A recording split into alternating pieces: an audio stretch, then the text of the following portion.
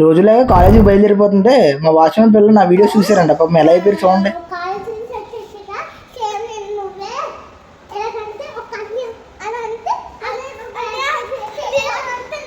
పాపం నేను చేసి పుషప్స్కి వాళ్ళు కూడా ఇన్ఫ్లుయెన్స్ అయిపోయారు. మరి మీరు ఏం లేదు చెప్పండి. అలాగే సైకిల్ తీసుకొని కాలేజీకి బయలుదేరిపోయాం పొద్దుపోతుంది.